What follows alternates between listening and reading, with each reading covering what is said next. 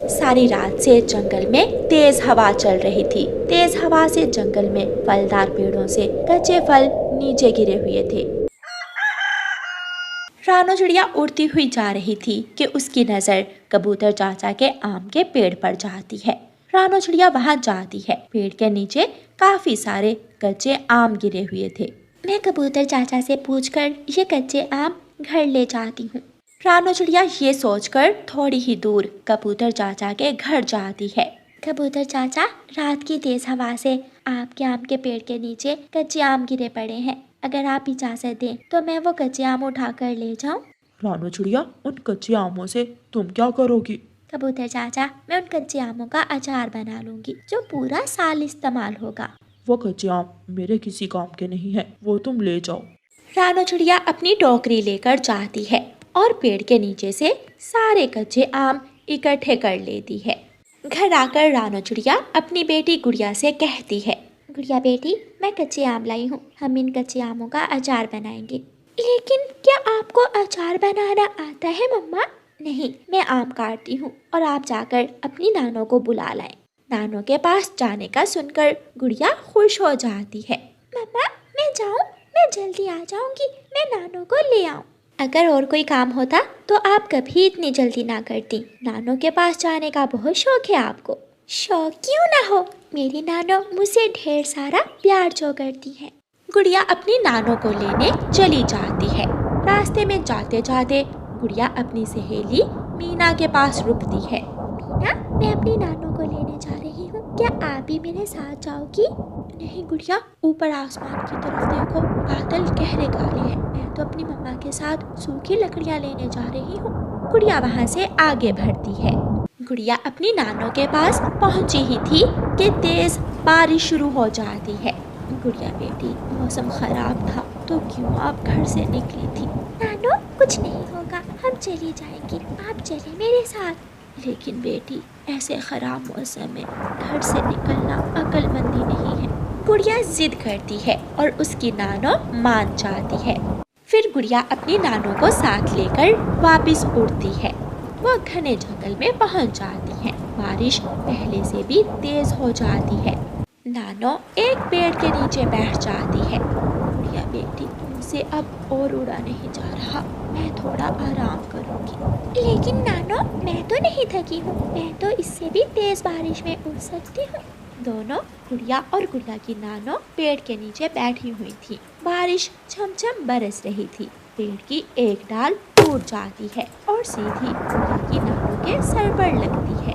गुड़िया की नानो के सर से खून बहने लग जाता है। नानो, नानो, मेरी नानो को क्या हुआ है? नानो, आपके सर से खून बह रहा है। गुड़िया बेटी, जल्दी से किसी बड़े पक्षी को बुला कर लाओ। गुड़िया उड़ती है और जल्दी जल्दी से थोड़ी दूर एक घर के दरवाजे पर जाकर दस्तक देती है। अंकल, अंकल, जल्दी दरवाजा खोलें, मेरी नानो के सर पर चोट आई है, मेरी मदद करें। कालू कौवा दरवाजा खोलता है। छोटी चिड़िया, क्यों शोर मचा रही हो? अंकल कौवे, मेरी नानो के सर पर चोट आई है, खून बह रहा है, प्लीज मेरी मदद करें। छोटी चिड़िया, तू एक चिड़िया है और मैं एक कौवा हूँ, इसलिए मैं तुम्हारी मदद नहीं कर सकता। अगर मदद लेनी है तो किसी दूसरी चिड़िया के पास जाओ। अंकल प्लीज, मेरी नानो को कुछ हो जाएगा, मेरी मदद करें। लेकिन कालू कौवा अपना दरवाजा बंद कर लेता है और गुड़िया रोती हुई किसी दूसरे पक्षी की तरफ चल देती है। कबूतर अपने घर की खिड़की से गुड़िया को देख रहा था। वो गुड़िया को तेज बारिश में उड़ता हुआ देखकर अपने घर से निकलता है। गुड़िया, गुड़िया बेटी, तुम कहाँ जा रही हो? गुड़िया कबूतर चाचा की आवाज़ सुनकर पलटकर वापस आती है। अंकल कबूतर, मेरी नानो के सर पर पेड़ की डाल लगी है, नानो के सर से खून बह रहा है, मेरी मदद करें। कहाँ है आपकी नानो? वहाँ वहाँ घने जंगल, बड़े पेड़ के नीचे। कबूतर तेज बारिश में गुड़िया के साथ उड़ता है और उसकी मदद को चाहता है। गुड़िया बेटी, आपकी नानो तो बेहोश हो गई है। वो उड़ने वाली जड़ी बूटी पहाड़ों से मिलेगी, हम दोनों को पहाड़ों पर जाना होगा। लेकिन नानो के पास कौन रहेगा? आपकी नानो को हम मेरे घर में छोड़ जाते हैं। फिर कबूतर चाचा गुड़िया की नानो को उठाता है और अपने घर ले जाता है। अंकल कबूतर अब चले। रुको, मैं छाता ले लूं। कबूतर एक छाता गुड़िया को भी दे देता है और वो दोनों पहाड़ों की तरफ जाते हैं। बारिश में उड़ना मुश्किल तो था, लेकिन गुड़िया तो कबूतर चाचा से भी आगे आगे उड़ रही थी। वो पहाड़ों पर पहुंच जाते हैं। गुड़िया बेटी, मैं थोड़ा आगे जाता हूँ और आप यहाँ आसपास काले पत्तों वाली जड़ी बूटी की खोज करें। गुड़िया इधर उधर देखने लगती है। थोड़ी देर बाद उसे काले पत्तों वाली जड़ी बूटी मिल जाती है। गुड़िया कबूतर चाचा को आवाज देती है, कबूतर चाचा, मुझे जड़ी बूटी मिल गई है। कबूतर चाचा जल्दी से वहाँ आता है। हाँ, इसी जड़ी बूटी की हमें खोज थी। अब हमें जल्दी से वापस जाना होगा। कबूतर और गुड़िया जल्दी से उस जड़ी बूटी के कुछ पत्ते तोड़ते हैं और वापस चले जाते हैं। घर जाकर कबूतर चाचा उस जड़ी बूटी के पत्तों को पीस लेता है। पत्ते बारीक करने के बाद उसमें थोड़ा पानी मिलाकर कबूतर चाचा गुड़िया की नानों के सर पर लगा देता है और पट्टी बांध देता है। अब ठीक है। अंकल, नानो आंखें कब खोलेंगी? मेरी नानो ठीक तो हो जाएंगी ना? जिसकी इतनी बहादुर बेटी हो या जैसी, उसकी नानों को क्या हो सकता है? बेटी, ये सब आपकी वजह से ही हुआ है। आपने कोशिश की, हिम्मत से काम लिया। गुड़िया की नानो अपनी आंखें खोलती है। गुड़िया बेटी, अब मैं ठीक हूँ, चले घर चले। गुड़िया खुश हो जाती है और अपनी नानों को साथ लेकर अपने घर चली जाती है। घर जाकर गुड़िया अपनी मम्मा को रास्ते की सारी बात बताती है। मम्मा, अंकल कबूतर ने मेरी बहुत मदद की, लेकिन वो है ना काला कौवा, उसने मुझे डांट कर दरवाज़ा बंद कर दिया। बेटी गुड़िया, वो काला कौवा शुरू से ऐसे ही करता है। आज तो मैं समझी थी कि मेरा आखिरी दिन है, लेकिन मेरी बेटी गुड़िया ने मुझे बचा लिया। रात हो जाती है और बारिश थी कि रुकने का नाम ही नहीं ले रही थी। गुड़िया अपनी नानों के साथ लेट जाती है। आधी रात को काले कौवे का घर तेज हवा से टूटकर गिर जाता है और काला कौवा घर की खिड़की के नीचे दब जाता है। बचाओ, बचाओ, मुझे कोई बचाओ। गुड़िया की आँख खुल जाती है। मामा, कोई मदद के लिए पुकार रहा है। रुको बेटी, मैं जाकर देखती हूँ। मम्मा, मैं भी साथ जाऊंगी। गुड़िया अपनी मम्मा के साथ जाती है। कोई मेरी मदद करे, कोई मेरी मदद करे। दोनों माँ बेटी आवाज के पीछे पीछे कौवे के घर तक पहुँच जाती हैं। सामने कालू कौवा खिड़की के नीचे दबा हुआ हाय हाय कर रहा था। मुझे बचाओ, चिड़िया चिड़िया, मेरी मदद करो। नहीं मम्मा, हम चिड़िया पक्षी कौवों की मदद क्यों करें? कौवों की मदद कौवे ही करेंगे। ये सुनकर कालू कौवा रोने लग जाता है। गुड़िया, मुझे माफ कर दो। मैं जानता हूँ कि तुमने ऐसे क्यों कहा। मैं शर्मिंदा हूँ। प्लीज मेरी जान बचा लो। फिर गुड़िया और मम्मा चिड़िया मिलकर वो खिड़की कौवे के ऊपर से हटाती हैं और कौवे को बाहर निकालती हैं। कौवे भैया, इसीलिए तो कहते हैं कि हमें जीवन में कभी भी किसी की ज़रूरत पड़ सकती है, इसलिए हमेशा दूसरों से भलाई करें। अंकल कौवे, बारिश में भीग जाओगे, आप हमारे साथ हमारे घर आ जाओ। कौवा शर्मिंदा होकर रानो चिड़िया और गुड़िया के साथ चला जाता है। प्यारे दोस्तों, इस कहानी को लाइक, अपने दोस्तों के साथ शेयर और चैनल को सब्सक्राइब करना बिल्कुल मत भूलना। आपका धन्यवाद। गर्मी बढ़ रही थी। ऐसे गर्मी के मौसम में जंगल में रहने वाली पिंकी कौवी अपने लिए घर बना रही थी, मगर उसे घर बनाना नहीं आता था। ये काम तो बहुत मुश्किल है, ना मेरे पास लकड़ियाँ हैं ना सूखे पत्ते, मैं अकेली तो शाम तक धूप में जल जाऊंगी। गुजरते हुए तोते को पिंकी कौवी आवाज देती है। तोते, तुम कितने सुंदर हो, तुम्हारी चोंच कितनी सुंदर है। क्या मैं सच में सुंदर हूँ? तुम जंगल में सबसे सुंदर हो, क्या तुम मुझे मेरा घर बना दोगे? कौवा जान जाता है कि वो कौवी उसकी झूठी तारीफें क्यों कर रही है। नहीं नहीं, मेरे पास टाइम नहीं है। ऐसे कहते हुए मिठू तोता वहाँ से चला जाता है। कालू, ओए कालू, उठो, जाओ और जंगल से लकड़ियाँ ले आओ। घर की छत ठीक कर लो, धूप सीधी घर के अंदर आ रही है। कालू कालू कालू, जब देखो कालू।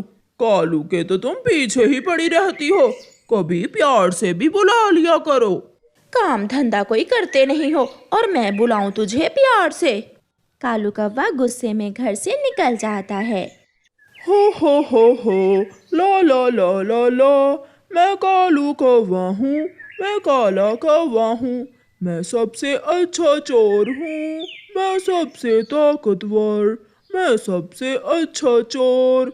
हो। कालू कौवा ऐसे गीत गाता जा रहा था कि पिंकी कौवे की नज़र कालू कौवे पर जाती है। ये कौवा तो बहुत रोमांटिक लग रहा है, ये जरूर मेरे जाल में फंस जाएगा। पिंकी कौवी कालू कौवे को आवाज देती है, सुनिए सुनिए सुंदर कौवे, मेरी बात सुने। कौवा रुक जाता है, वो इधर उधर देखता है। क्या आपने मुझे ही आवाज दी है ना? आप जैसा काला, आप जैसा सुंदर कौवा और कौन है यहाँ? आप ही तो हो। ये सुनकर कालू कौवा तो हवाओं में उछलने लगता है। बताइए बताइए, आपने मुझे क्यों आवाज दी है? मैं अकेली अपना घर बना रही हूँ, अभी कल ही सागर वाले जंगल से आई हूँ मैं, कोई मेरी मदद करने वाला नहीं है। क्या तुम मेरी मदद करोगे घर बनाने में? हाँ, क्यों नहीं। मैं जानता हूँ कि ठंडा घर कैसे बनाया जाता है, मैं जानता हूँ कि मजबूत घर कैसे बनाते हैं, मुझे सब पता है। कालू कौवा खुशी खुशी ऐसे कहता है। अगर हम दोनों मिलकर ये घर बना ले तो हम दोनों एक साथ इसी घर में रह सकते हैं। वह कौवी शर्माते हुए नाटक करती है। रुको, तुम यहाँ रुको, मैं अभी लकड़ियाँ लेकर आता हूँ। मैं यूं गया और यूं आया। सब भूल भाल कर कालू कौवा पिंकी कौवी का घर बनाने के लिए लकड़ियाँ लेने चला जाता है। कालू कौवा जंगल से लकड़ियाँ काट रहा था और उधर उसकी पत्नी गोरी कौवी उसका इंतजार कर रही थी।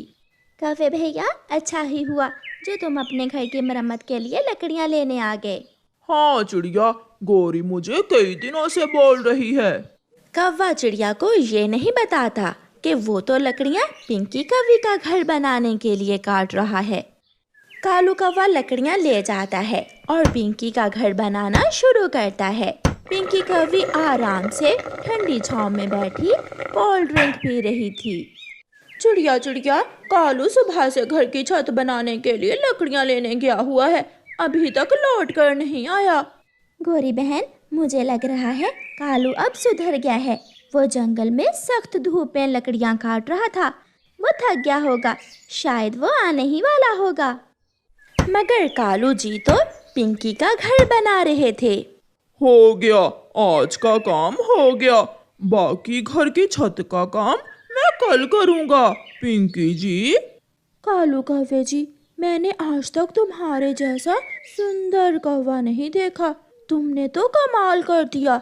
अब कल आकर मेरे घर की छत जरूर बना देना। मेरी नहीं, हम दोनों के घर की। मेरी पत्नी गोरी भी हर समय मुझसे लड़ाई करती है, मैं अब तुम्हारे साथ शादी करके इसी घर में रहूंगा। कालू जी, तुमने तो मेरे मुंह की बात ही कर दी।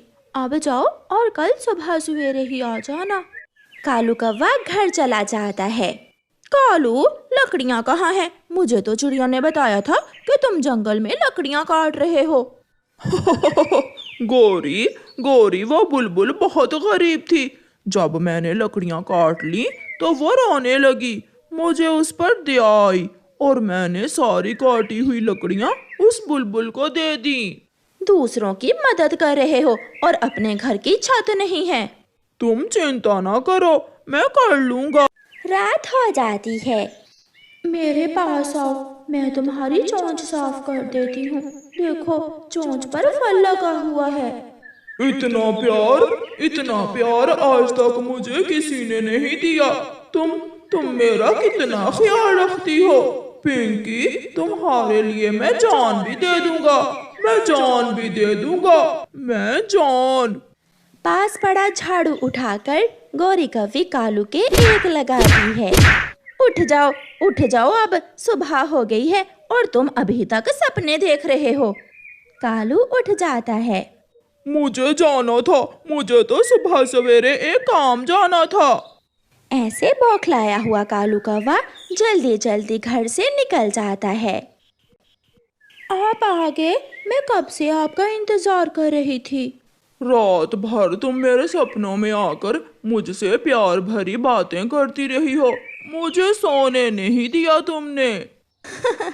अब जल्दी से घर की छत मुकम्मल कर लो और फिर सारी सारी रात बैठकर बातें किया करेंगे।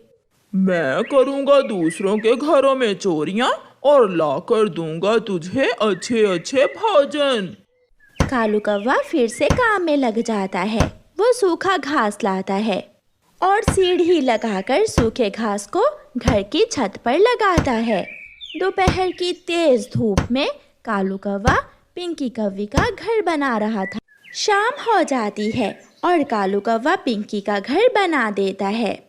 मैं अब अपना सामान उठा लाता हूँ, मुझे नहीं रहना उस गंदी शक्ल वाली गौरी के साथ। ऐसा कहते हुए कालू कौवा जल्दी से अपने घर जाता है। कालू, तुम कहाँ थे? मैं अब हवाओं में हूँ। मैं अब अपनी पिंकी कौवी के पास उसके घर में रहूंगा। मैं जा रहा हूँ, बाय। कालू, कालू रुको, रुको कालू, मेरी बात सुनो। मगर कौवा अपना सामान लेकर चला जाता है। पिंकी, पिंकी दरवाजा खोलो, तेरा कालू आ गया। चल बुड्ढे कौवे, भाग यहाँ से, मेरा घर बन गया। तेरा मेरा साथ यहाँ तक ही था। अब अगर दोबारा मुझे आवाज दी तो मैं शोर मचाऊंगी, सबको बुलाऊंगी। पिंकी का अचानक ये रवैया देखकर कालू की तो अकल ही मर जाती है। क्या? ये तुम क्या कह रही हो? पिंकी जी, दफा हो जाओ यहाँ से, बुड्ढे, भाग जाओ। कालू बेचारा अपना सामान लेकर नदी पर जाकर बैठ जाता है, क्योंकि उसे मालूम था कि अब वो अपनी पत्नी गोरी से बहुत पिटने वाला था। प्यारे दोस्तों, इस कहानी को लाइक, अपने दोस्तों के साथ शेयर और चैनल को सब्सक्राइब करना बिल्कुल मत भूलना। आपका धन्यवाद।